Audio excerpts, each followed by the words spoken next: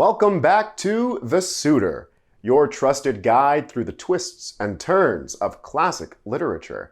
I'm Anthony, your host, and today we're exploring chapters 13 through 22 of Jane Austen's Pride and Prejudice. Our suitor, Mr. Darcy, remains a significant figure with his mysterious demeanor and wealth. But our leading lady, Elizabeth Bennet, increasingly disapproves of him. The arrival of Mr. Collins, a distant cousin to Elizabeth's family, adds a twist when he proposes to Elizabeth. She firmly rejects his awkward offer, but he soon turns his attention to Charlotte Lucas, Elizabeth's close friend. At the Netherfield ball, misunderstandings between Elizabeth and Mr. Darcy continue to shape their interactions. And as Mr. Wickham's charming demeanor draws Elizabeth's attention, he reveals a mysterious history with Mr. Darcy. This deepens Elizabeth's distrust of Mr. Darcy, further complicating their already strained relationship.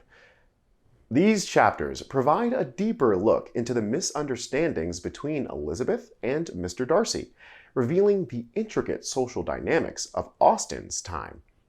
You're in for a delightful mix of satire and scandal, and you'll see it all play out right here on The Suitor.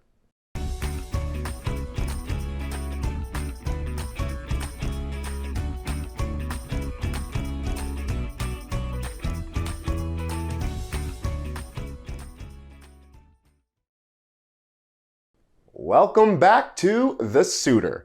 This week, we'll take a close look at how Austen uses the characters in Pride and Prejudice to highlight each other's qualities, move the plot forward, and provide critical commentary about the norms of society.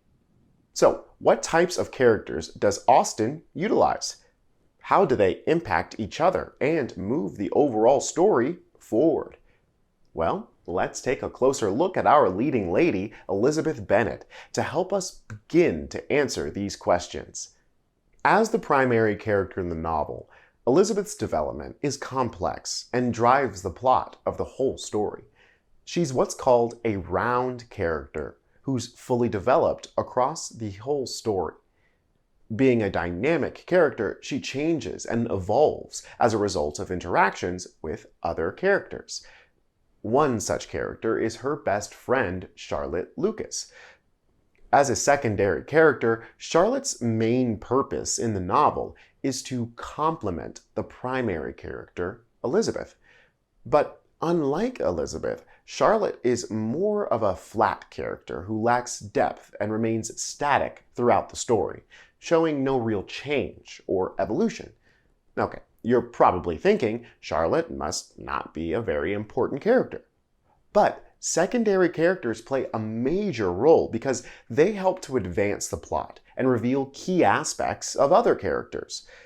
So let's see what we can learn about Elizabeth, Charlotte, and the societal ideas they represent by examining some key aspects they each bring to the story. First up, our primary character, Elizabeth. Initially, Elizabeth is portrayed as intelligent, witty, and perceptive, with a strong sense of individuality and moral integrity. She prides herself on her ability to read others' characters accurately. And so far, she has a very low opinion of our star suitor, Mr. Darcy. But Mr. Darcy isn't the only potential suitor in this story. When Elizabeth's wealthy distant cousin, Mr. Collins, comes to town looking for a wife, here's what Elizabeth has to say about him.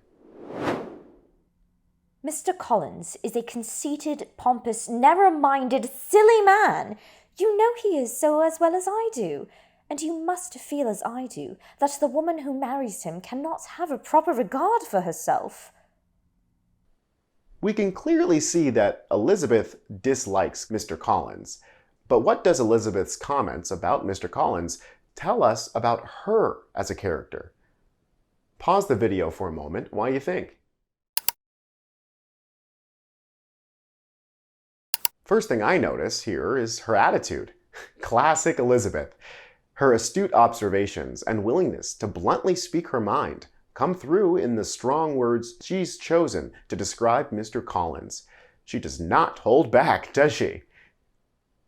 She goes even further to reveal her belief that self-respect is crucial, and marrying someone like Mr. Collins would compromise a woman's integrity. So, can you believe that Mr. Collins actually proposed marriage to Elizabeth? Do you remember how she reacted to that? Well, let's hear what she had to say.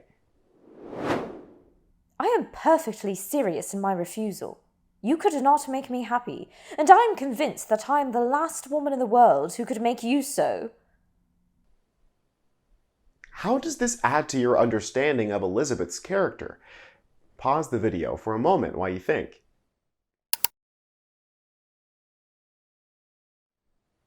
So, Elizabeth is perfectly serious about her refusal to marry Mr. Collins. She acknowledges that he could not make her happy and that she would be the last woman in the world who could make him happy. Overall, this quote shows that Elizabeth values genuine happiness and a mutual compatibility in a relationship, firmly rejecting anything that contradicts her principles. Well then, we know how she handled that proposal, but what does Mr. Collins do next? Well, he proposes to Elizabeth's good friend Charlotte, of course. Here's how Charlotte reacted. Pay attention to the characterization of Charlotte in this quote. I'm not romantic, I never was. I ask only a comfortable home, and considering Mr. Collins's character, connection, and situation in life, I'm convinced that my chance of happiness with him is as fair as most people can boast on entering the marriage state. So, Charlotte is not romantic and is convinced that she has a fair chance at happiness with Mr. Collins. His comfortable home, character, connections, and situation in life are good and stable enough for her, so she's in. So, based on this quote, how do Charlotte's qualities compare to Elizabeth's? Pause the video for a moment while you think.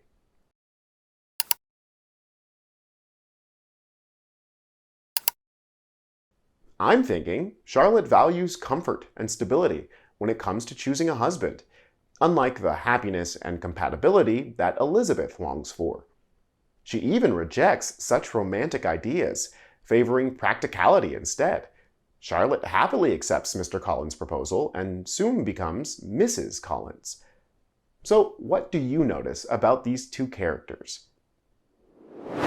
They seem to be total opposites. That's because Charlotte is a foil character. A foil character is a character who exhibits one or more traits that contrast or conflict with a trait of the main character. Authors use foil characters to highlight or emphasize a quality the main character possesses. So, which of Elizabeth's qualities do you think Charlotte's character highlights? By including Charlotte as a foil to Elizabeth, Austen emphasizes Elizabeth's independence and insight as she navigates the pressures of 19th century society with a strong sense of self. Charlotte represents how society expects women to behave and view marriage, but Elizabeth is not willing to accept that for herself. She wants something more, and this becomes even more clear when we as readers are able to compare Elizabeth's choices to Charlotte's. Through the use of foil characters, Austen poses contradicting ideas against one another to reveal the growth and development of the primary characters. Ultimately, this clever use of characterization provides a critique on the rigid norms of the wealthy society of her time. As you continue reading Pride and Prejudice this week, pay attention to the characters and how they're developing. Which characters are foils, and what do they reveal about the characters they contrast? Will comfort and practicality win out to guide Elizabeth's decision about marriage? Or will compatibility and authentic love lead her way? The only way to find out is to keep reading and to keep tuning in to The Suitor. We'll be back next week for all the pride, prejudice, and scandal you can handle. Hey, hey.